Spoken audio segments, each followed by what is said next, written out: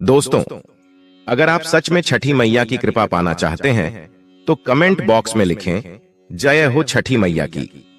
छठी मैया का आशीर्वाद आपके परिवार पर सदैव बना रहे। दोस्तों, छठी मैया के लिए एक लाइक तो बनता है। दोस्तों, पहले हम जान लेते हैं कि छठ माता की पूजा कब है। छठ पूजा की शुरुआत 17 नवंबर शुक्रवार से हो रही है। इस दिन नहाय खाए किया जाता है।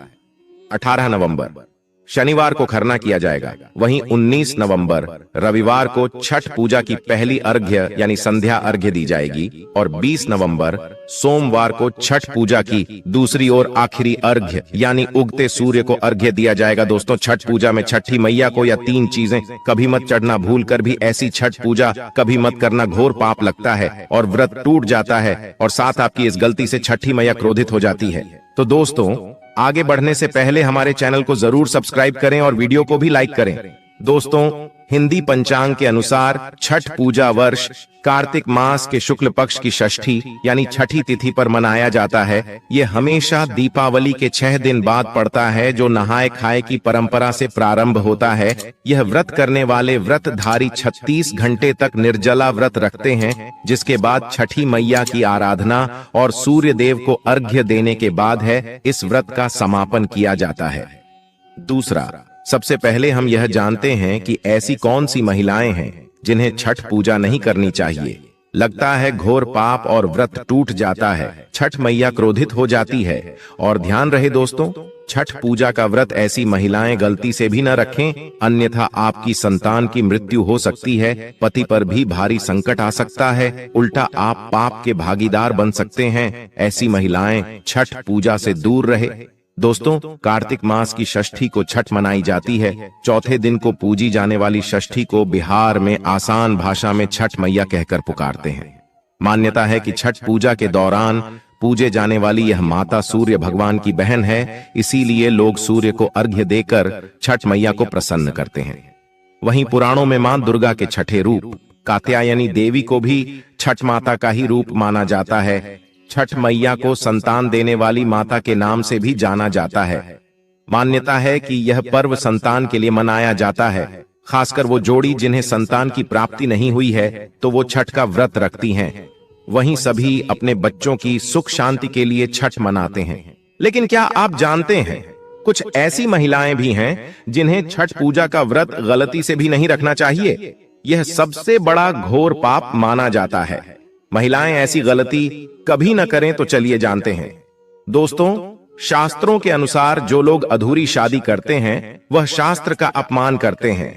अधूरी शादी जैसी कि कोर्ट मैरिज और शादी के बिना ही संतान की उत्पत्ति कर देना सबसे बड़ा पाप है। ऐसे में छठ पूजा का व्रत ऐसे लोगों के संतान के लिए कभी नहीं रखना चाहिए। इसीलिए ऐसी स्त्री किसी भी धार्मिक कार्य में तभी ही शामिल हो सकती है जब वह अग्नि के साथ फेरे ले। ऐसी शादी को ही शास्त्रों में सर्वश्रेष्ठ माना जाता है। ऐसे में अगर आपकी अधूरी शादी है तो आप छठ पूजा कभी न करें। आपके ऐसा करने से छठी मैया का अपमान माना जाएगा और आपको पाप लग सकता है। दोस्तों, शास्त्रों के अनुसार इस व्रत को सच्चे मन से रखना चाहिए। अगर कोई महिला शौक में यानी वह मन से नहीं रखती है तो उसके पति या संतान की मृत्यु या उन पर कष्ट आ सकते हैं। सच्ची श्रद्धा के साथ छठ पूजा का व्रत रखना चाहिए। इस व्रत के सफल होने से संतान सुख की प्राप्ति होती है, संतान को कष्ट कभी नहीं आते। छठी मैया करती है रक्षा, घर परिवार होता है खुशहाल। दोस्तों, छठ पूजा करने से सैकड़ों लोगों के फल की प्राप्ति होती है, परिवार में सुख समृद्धि धन की प्राप्ति होती है। छठी मैया की पूजा से सभी मनोकामनाएं पूरी होती हैं। दोस्तों, वहीं कुंवारी कन्याएं और पुरुष भी छठ पूजा कर सकते हैं। पूजा का व्रत पूरा करने से स्वयं छठी मैया आपके पूरे घर की रक्षा करते हैं। दोस्तों, अब यह भी जान लेते हैं कि छठ मैया को ऐसी कौन सी चीज है जो नहीं चढ़ानी चाहिए, भयंकर पाप लगता है। दोस्तों, नंबर 1, सूर्य भगवान को अर्घ्य देने के लिए तांबे का लोटा ही प्रयोग करें, लेकिन भूलकर भी चांदी, स्टील, शीशा और प्लास्टिक के बर्तन से अर्घ्य नहीं देना चाहिए, इससे व्रत टूट सकता है। दोस्तों, नंबर 2, व्रत के दौरान घर में कभी भी मांसाहार न बनाएं और न ही परिवार में किसी को खाने दें। साथ ही साथ व्रत के दौरान घर में मदिरा आदि या धूम्रपान भी नहीं करना चाहिए। दोस्तों, नंबर 3, छठी मैया का प्रसाद बहुत ही शुभता के साथ मनाया जाता है। प्रसाद हमेशा ऐसे चूल्हे पर बनाएं जिससे ताजा लूटा गया है। यदि गैस पर बना रहे हो तो गैस स्टोव को अच्छी तरह से धो लें। पहले से बने चूल्हे पर कभी प्रसाद न बनाएं, इसके लिए नया चूल्हा ही बनाएं। दोस्तों, नंबर 4, सूर्य को अर्घ देने से पहले कभी भोजन न करें। व्रतधारी को पहले और दूसरे दिन सूर्य को जल देने के बाद ही भोजन ग्रहण करना चाहिए। दोस्तों, नंबर 5, छठी मैया से मांगी मन्नत अगर पूरी हो जाए तो आपको अपनी मन्नत को पूरा होने की विशेष पूजा जरूर करनी चाहिए, अन्यथा मैया के प्रकोप का सामना करना पड़ता है। दोस्तों, नंबर 6, घर में प्याज और लहसुन का प्रयोग इन 4 दिनों तक भूल कर भी ना करें। इससे जीवन में आपको बहुत बुरे दौर से गुजरना पड़ सकता है। इस समय लहसुन और प्याज आदि चीजों से दूरी बना लें। छठ का व्रत करने वालों को जमीन पर 4 दिन तक सोना चाहिए। छठ पूजा वाले कमरे में ही अपना आसन लगाना चाहिए। ऐसे में आपको छठ मैया का ध्यान करते रहना चाहिए। मां आपके व्रत को संपूर्ण करती है और कोई भी बाधा नहीं आती। दोस्तों, नंबर 8, जिस जगह पर प्रसाद बन रहा हो वहां साधारण भोजन भी नहीं बनाना चाहिए। साथ ही साथ उस स्थान पर खाना भी वर्जित है। दोस्तों, प्रसाद बनाते हुए नमक का हाथ किसी पूजा की वस्तु या प्रसाद से नहीं छूना चाहिए। दोस्तों, पूजा के दौरान अपनी वाणी को बुरी बातों से थोड़ा दूर रखें। जुबान पर गंदे विचार भी नहीं लाना चाहिए। छठी मैया का आशीर्वाद पाने के लिए मन में गंदे विचार नहीं आने चाहिए। दोस्तों, घर में पूजा के दौरान झूठे बर्तन और गंदे कपड़ों का ढेर बिल्कुल भी नहीं होना चाहिए। इससे छठी मैया क्रोधित हो जाती है और व्रत टूट जाता है, क्योंकि छठी मैया को साफ सफाई बहुत पसंद है। इसलिए व्रत के दौरान अपने घर को साफ सुथरा रखें और गंगा जल से छिड़काव अवश्य कर लें। इससे पूरा घर पवित्र हो जाता है और छठी मैया का आशीर्वाद प्राप्त हो जाता है। दोस्तों, वीडियो के अंत तक बने रहिएगा। आपको प्राचीन ज्ञान द्वारा छठ माता का संपूर्ण जानकारी उपलब्ध करवाई जाएगी। छठ पूजा में भगवान सूर्य और छठी मैया की उपासना करने का विधान है। मान्यता है जो इस महापर्व में 36 घंटे का निर्जला व्रत रखकर नियमों का पालन करते हुए विधि विधान से इनकी आराधना करता है, उन्हें संतान सुख, बच्चे को बेहतर स्वास्थ्य, सूर्य के समान तेज बल प्राप्त होता है। षष्ठी देवी की कृपा से बच्चों पर आने वाले हर संकट का नाश होता है। कहते हैं इस पर्व को सबसे पहले सूर्यपुत्र कर्ण ने सूर्य की पूजा करके शुरू किया था। मान्यताओं के अनुसार वह घंटों पानी में रहकर भगवान सूर्य की आराधना करते थे, जिसके परिणाम स्वरूप उन्हें सूर्य की कृपा से ही महान योद्धा बनने का अवसर प्राप्त हुआ। दोस्तों, व्रत के समापन पर आप शरबत पी सकते हैं और छठी माता को चढ़ाए जाने वाले भोग का सेवन कर सकते हैं। भगवान सूर्य और छठी माता को चढ़ाने से पहले प्रसाद का सेवन न करें।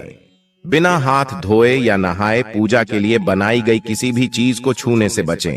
त्योहार के 4 दिन मांसाहारी भोजन से परहेज करें। दोस्तों, छठ पूजा व्रत के लिए सबसे पहले नए कपड़े लेने होते हैं। व्रती महिला को सबसे पहले अपने लिए एक नई साड़ी खरीदनी चाहिए। छठ पूजा का प्रसाद रखने के लिए बांस की 2 बड़ी टोकरियां चाहिए। इनमें ही सारी सामग्री रखकर पुरुष इसे अपने सिर पर रखकर नदी या तालाब के पास पूजा के लिए ले जाते हैं।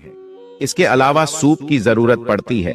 सूप चाहे बांस का ले लें या पीतल का, दोनों का ही इस्तेमाल हो सकता है। साथ में दूध और जल के लिए 1 ग्लास, लोटा या कलश और थाली भी ले लें। 5 गन्ने जिसमें पत्ते लगे हों, पानी वाला नारियल, अक्षत, पीला सिंदूर, दीपक, घी, बाती, कुमकुम, चंदन, धूप बत्ती, कपूर, दीपक, अगरबत्ती, माचिस, फूल, हरे पान के पत्ते, साबुत सुपारी, शहद का भी इंतजाम कर लें। इसके अलावा हल्दी, मूली और अदरक का हरा पौधा, बड़ा वाला मीठा, नींबू, शरीफा, कैला और नाशपाती की भी जरूरत पूजा के लिए पड़ती है। इनके अलावा शकरकंदी और सुतनी लेना न भूलें। मिठाई, गुड़, गेहूं और चावल का आटा और घी की भी व्यवस्था कर लें। दोस्तों, छठ की पूजा में यह 5 फल अवश्य होने चाहिए। छठ में नारियल चढ़ाने का बहुत महत्व है। श्रीफल को नारियल कहते हैं। माना जाता है कि इसे चढ़ाने से घर पर लक्ष्मी की कृपा हमेशा बनी रहती है। छठी मैया के फलों में से एक है गन्ना। गन्ने का घर बनाकर छठ में पूजा करना आम है। कहते हैं कि ऐसा करने से छठी माता खुश रहती है। गन्ने से बने गुड़ भी छठ पूजा में प्रसाद बनता है। हिंदू धर्म के लोगों का मानना है कि केले में श्री हरि विष्णु का निवास है। श्री कृष्ण भी केला खाते हैं। केले को शुद्ध फल कहते हैं। उन्हें प्रसन्न करने के लिए छठी मई को केला चढ़ाया जाता है, क्योंकि यह एक प्रिय फल है। डाब नींबू आम नींबू से बड़ा होता है। छठी मई को ये नींबू बहुत अच्छे लगते हैं और उन्हें प्रसन्न करने के लिए डाब नींबू प्रसाद में चढ़ाना चाहिए। हिंदू धर्म में बिना सुपारी के कोई भी पूजा पूरी नहीं मानी जाती है। जार सुपारी माता लक्ष्मी का प्रिय फल है। यही कारण है कि छठी माता को भी सुपारी देनी चाहिए।